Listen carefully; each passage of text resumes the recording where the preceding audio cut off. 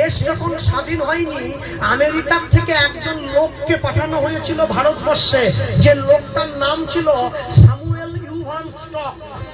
যে লোকটাকে দায়িত্ব দেওয়া হয়েছিল, তুমি ভারতবর্ষের হিন্দুদের, ভারতবর্ষের বাঙালিদেরকে খ্রিস্টান ধর্মে ধর্মান্তরিত করবে, এটাই তোমার কাজ। সেই লোকটা এসেছিল, তিনি খ্রিস্টান, যুবক ছেলে, 23-24 বছর বয়স। তার নাম, আমি আবার বলছি, স্যামুয়েল ইউহান স্টক। তিনি এসে তখন ভারতবর্ষে একদিক থেকে সবাইকে খ্রিস্টান ধর্মে ধর্মান্তরিত করছেন। এই ধর্মান্তরিত করতে গিয়ে তিনি হিমাচল প্রদেশে চলে গিয়েছিলেন। তিনি যখন হঠাৎ করে হিমাচল প্রদেশে চলে গিয়েছেন, তিনি সেখানে গিয়ে দেখছেন মানুষকে ধর্মান্তরিত করছেন। একদিনকে হঠাৎ করে হিমাচল প্রদেশে একটা রোগ এসেছিল, যে রোগটার নাম হচ্ছে প্লেগ রোগ। গ্রামের পর গ্রাম মানুষ মানুষকে ছেড়ে পালিয়ে যেত, ছোঁয়াচে রোগ, একে অপরকে ছুঁলেই যে রোগে মারা যেত। এই সময় তিনি লক্ষ্য করছেন গ্রামের পর গ্রাম সবাই সবাইকে ছেড়ে চলে যাচ্ছে।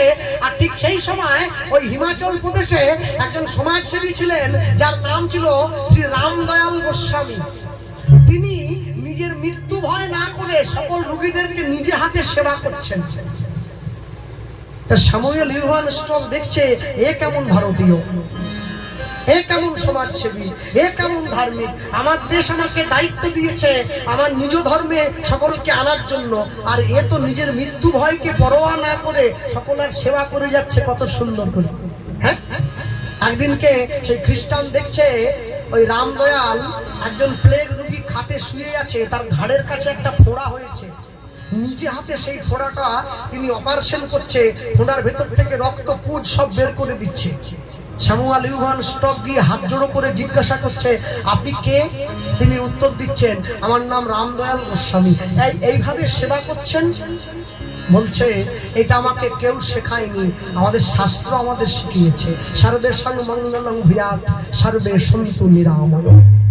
জগৎ যদি ভালো থাকে, আমার পরিবার ভালো থাকলে, পরিবেশ ভালো থাকলে আমরা ভালো থাকবো। এই যেই বলেছে না, বলছে আমি আপনাদের সনাতন ধর্ম সম্বন্ধে জানতে চাই, আমাকে সাহায্য করা যায়? রামদয়াল গোস্বামী দুটো বই দিয়েছিলেন ওই খ্রিস্টান মিশনারিকে। দুটো কি কি বই জানেন? একটা বই হচ্ছে শ্রীমদ ভগবদ গীতা, আরেকটা বই হচ্ছে সত্যার্থ প্রকাশ, যা দয়ানন্দ সরস্বতীর লেখা। দুটো বই হাতে দিয়েছেন। দুটো বই পড়ে যখন তার অন্তরে সনাতনী মানুষদের সম্বন্ধে চেতনা জাগলো, তিনি এত পরিবর্তন হলেন, তিনি খ্রিস্টান হয়ে, দেশের হয়ে, খ্রিস্টান হয়ে নিজের দেশকে না বাঁচিয়ে ভারতের স্বাধীনতার জন্য ভারতীয় সৈনিকদের সঙ্গে যুদ্ধে ঝাঁপিয়ে পড়লেন। ইংরেজ সরকার তাকে বন্দী করেছিল জেলে। জেলখানায় তার আরেকজনের সঙ্গে দেখা হয়েছিল, আপনারা জানেন তো সকলে, সাধু সঙ্গ, সাধু সঙ্গ সর্বশাস্ত্রে কয়, লব মাত্র সাধু সঙ্গ কৃষ্ণ ভক্তি প্রেম হয়।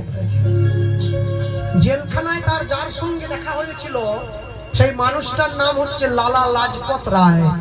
ইতিহাসের খাতায় যার নাম আছে, যে দেশকে স্বাধীন করার জন্য ভূমিকা রেখেছিল। বাল গঙ্গাধর তিলক, বিপিন চন্দ্র পাল আর লালা লাজপত রায়। এই লালা লাজপত রায় তাকে শিখিয়েছিল ভারতীয়রা কেমন।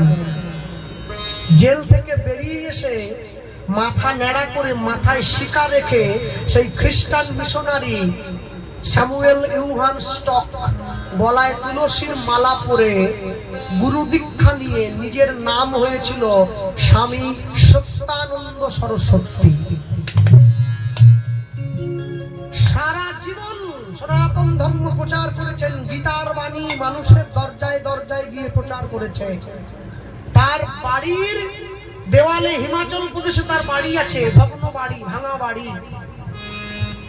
এখনো যদি তার বাড়িতে যান, তার বাড়িতে গেলে দেখবেন তার বাড়ির দেওয়ালে বড় বড় করে তার শোয়ার ঘরে মাটি কেটে কেটে রং দিয়ে লেখা আছে কি, ওই সুন্দর করে লেখা, যদা যদা হি ধর্মস্য গ্লানির্ভবতি ভারতম অভ্যুত্থানম ধর্মস্য তদাত্মানং সৃজামহি পরিত্রাণায় সাধূনাং বিনাশায় চ দুষ্কৃতম ধর্ম সংস্থাপনার্থায় সম্ভবামি যুগে